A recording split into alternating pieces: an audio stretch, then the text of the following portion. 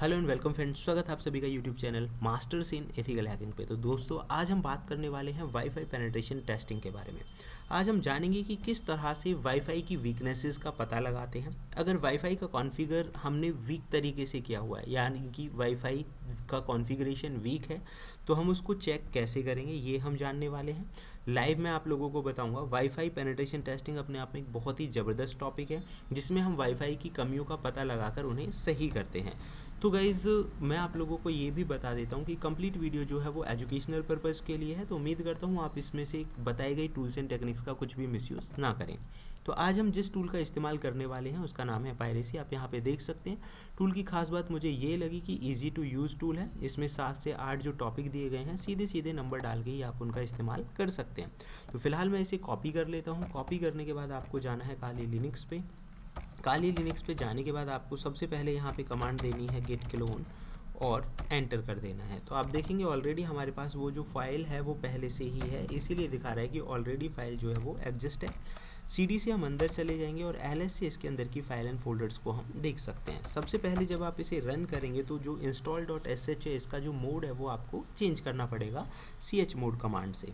जैसे ही इसका mode change हो जाता है उसके बाद बात आती है इसे रन करने की। तो गाइज, रन करते टाइम आप यहाँ पे जब भी इसे रन करें तो इसे रूट यूज़र से ही रन आपको करना होगा, जैसे कि मैंने किया है। तो सूडो लिख के रूट यूज़र से ये रन हो जाएगा और बहुत ही कम टाइम में ये आपके कंप्यूटर के अंदर इंस्टॉल हो जाएगा, यानी इसकी जो रिक्वायरमेंट्स हैं वो फुलफ़िल हो जाएंगी। After the fulfil of the requirements आपको क्या करना है, यहाँ पे एक और चीज़ भी है कि आपको चाहिए होगा वाईफाई डोंगल। तो मैं आपको बता देता हूँ, अलग से आप अगर वर्चुअल बॉक्स यूज़ कर रहे हैं तो अलग से वाईफाई डोंगल इस्तेमाल कर सकते हैं, जैसे कि मैंने किया। आप यहाँ पे देखेंगे कुछ देर में ये आ जाएगा। और अगर आप पहले से ही आपके कंप्यूटर में है तब भी आपको एक वाईफाई की ज़रूरत तो पड़ेगी ही, क्योंकि कनेक्टिविटी के लिए या वाईफाई पेनिट्रेशन टेस्टिंग के लिए आपको एक अलग से वाईफाई डोंगल की ज़रूरत होती है। तो ये फ़िलहाल कनेक्ट हो रहा है। अब मैं इसे सूडो से ही रन कर लेता हूँ। जैसे ही ये इंस्टॉल हो जाएगा, टूल का नाम लिख के आप उसे सीधे सीधे रन कर सकते हैं। रन करने के बाद पहला ऑप्शन आता है मॉनिटर मोड। यही सबसे इम्पोर्टेंट पार्ट है। तो सबसे पहले हम मॉनिटर मोड में करेंगे इसे। इंटरफेस का नाम लिखेंगे यहाँ पे और एंटर कर देंगे। अब पहला हमारा वर्क हो चुका है। उसके बाद हमें जाना है सेकंड ऑप्शन पे। सिग्नल्स को हमें चेक करना है, तो ऑप्शन नंबर 2 यूज़ कर लेते हैं हम यहाँ पे। जैसे ही हमने ऑप्शन नंबर 2 यूज़ किया है, अगेन ये पूछ रहा है इंटरफेस कौन सा है। तो इंटरफेस हम यहाँ पे देंगे। तो उसके बाद आप ये देख सकते हो कि एक एक करके जितने भी इसके नेटवर्क्स में जो भी नेटवर्क्स हैं, अवेलेबल नेटवर्क्स जो हैं, उन्हें ये चेक कर रहा है। उनकी सिग्नल स्ट्रेंथ कैसी है, बाकी जो चीज़ें हैं उनके बारे में ये बताएगा। और काफ़ी काम की जो चीज़ें हैं यहाँ आपको पता चलेगी। गाइज़, यहाँ पे कुछ ऑप्शंस आ रहे हैं लिखे हुए, जैसे कि मैं आपको थोड़ा सा आसान कर देता हूँ जिससे कि आप उन्हें इजीली समझ सकें।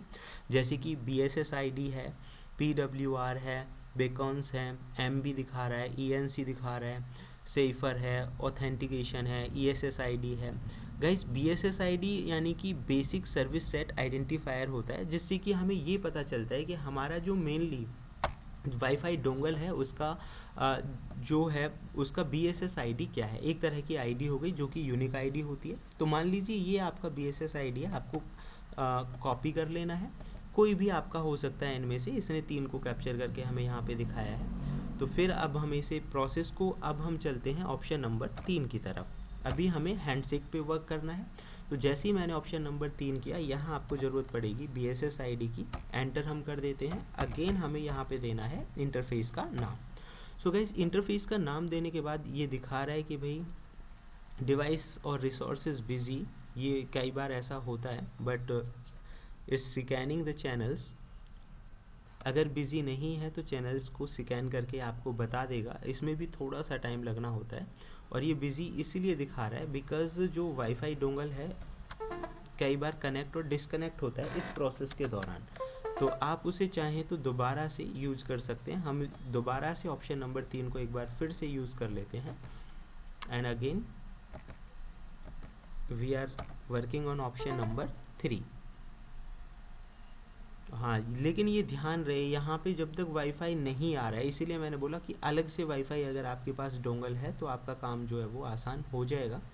सो let's try to work on it. तो ऑप्शन नंबर 3 पे चलते हैं हम, क्योंकि ऑप्शन नंबर 3 ही हैंड से कैप्चर करने में हमारी हेल्प करेगा। ये पूरा कट कर देता हूँ मैं। एंटर।